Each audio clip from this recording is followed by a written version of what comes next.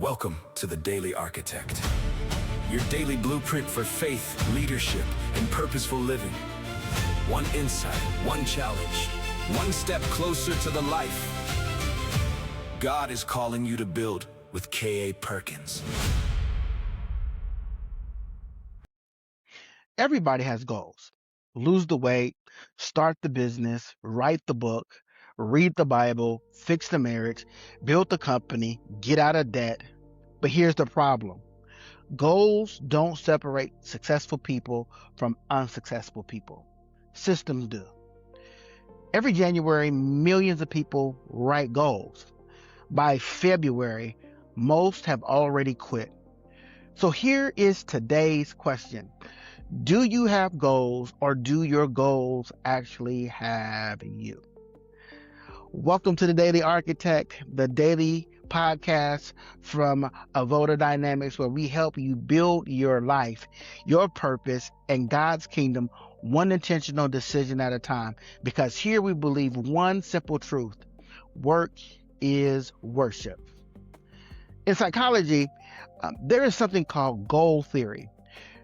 Researchers have spent decades asking one question: why do some people accomplish extraordinary things while others with the same talent never get started?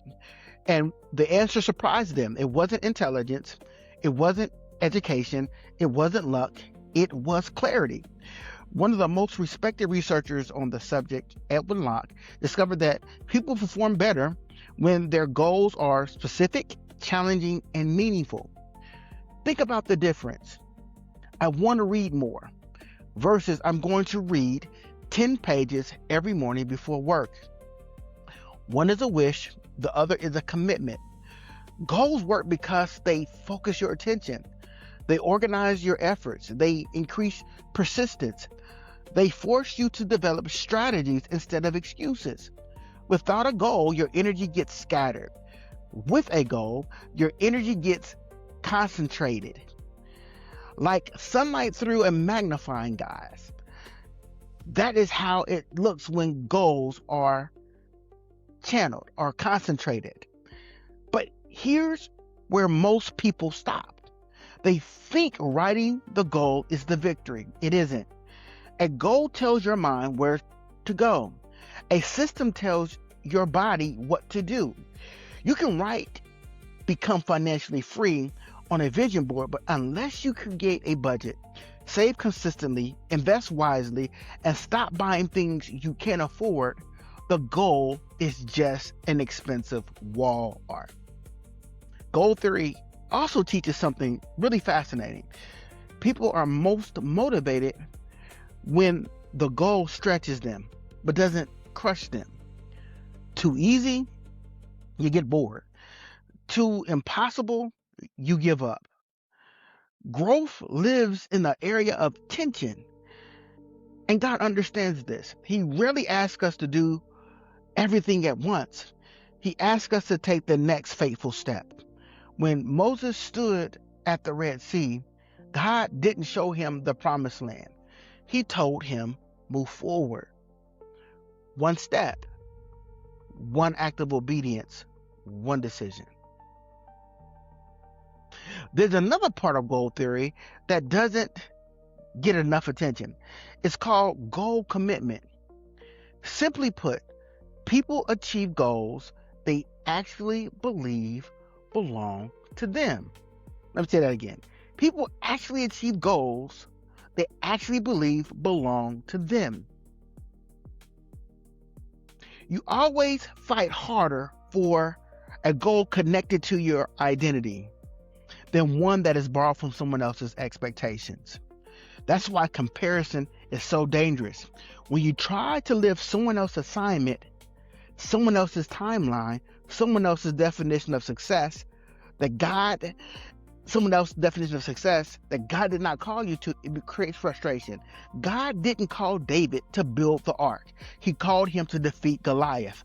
God didn't call Esther to become Ruth. He called her to save a nation. Purpose changes everything. At Avodah Dynamics, we believe that there's one thing the goal theory can't fully explain, and that is calling. Psychology can explain motivation, it can explain behavior, it can explain performance, but it can't explain why someone keeps showing up after everyone else quits. Calling can. When your goal is connected to your calling, discipline becomes worship, work becomes ministry, success becomes stewardship. You're no longer working for applause, you're working from purpose. That is the difference. Think about it. Jesus, his goal wasn't simply to perform miracles. His mission was redemption. Every miracle, every conversation, every step towards Jerusalem served a greater purpose. The mission determined the daily decisions. That's how your life should work. Your purpose should dictate your calendar, not your emotions, not your modifications, not your comfort. So here's the blueprint. Before you ask, what do I want? Ask, what has God entrusted me to build? Then answer these 4 questions. What is my purpose? What is the next measurable goal? What daily system supports that goal? And what habit must I repeat until it becomes a part of my character? That's how transformation happens. Purpose, vision, goal, systems, habits, character, and legacy. That's the architectural blueprint. Today's architectural challenge is really simple. Don't rewrite your goals. Rewrite your system. Pick one goal you've been talking about for months. Ask yourself, what daily action would make this goal unavoidable if I repeated it for the next 90 days? Then do it. And do it today.